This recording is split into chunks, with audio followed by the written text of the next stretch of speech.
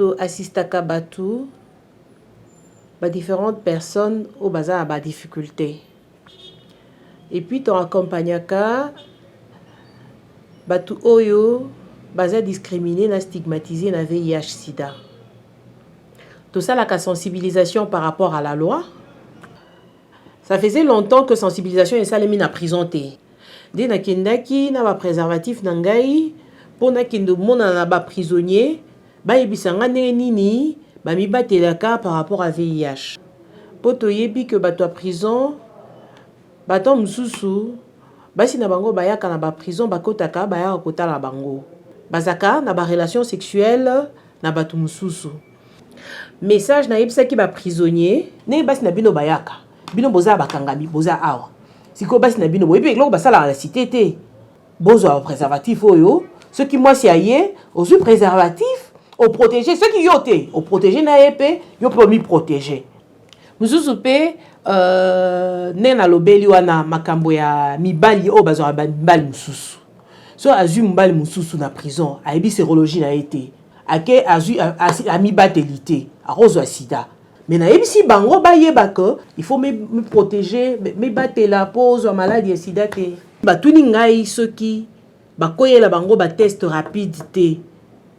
Po na prison ta ba kota kawana ba utilisaka lame de rasoir gilette moko ata pour na 10 prisonniers. Alors ba mususu ba sengi soki ata ba test rapide ezala po ba yeba sérologie na bango.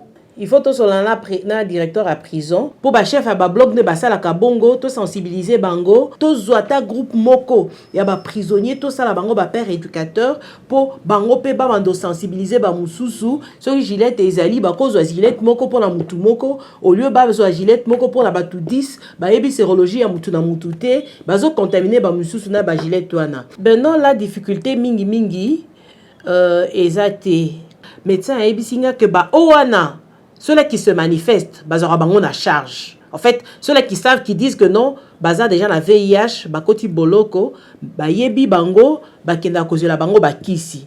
Concernant la discrimination et la stigmatisation en prison. Mais na prison, ba yebi sibi ce que makamwana eza mingi te.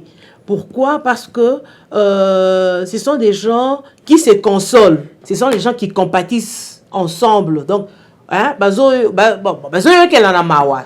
Contrairement à tout le monde a na cité na bat mususu au monde que o yaza la sida il faudrait bocha pembeni bo pesa sani na ye to solana été poison la sida érotique la biso té na prison makambo na ezate c'est qu'il faudrait sensibilisation comme ami ezala mingi na ba prison na biso ya Congo. Bakangemi oboloko ya kasapa bazali penza kozanga lisungi ya mangomba miye mibundisaka bokono ya sida na makambo mitali sensibilisation pe bateste ya dépistage.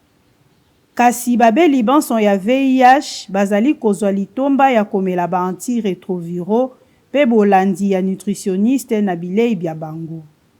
Wana ezali bibongiseli ya lisanga ya centre de santé ya Boloko. Virginie Ndawele Bonobe po na VOA.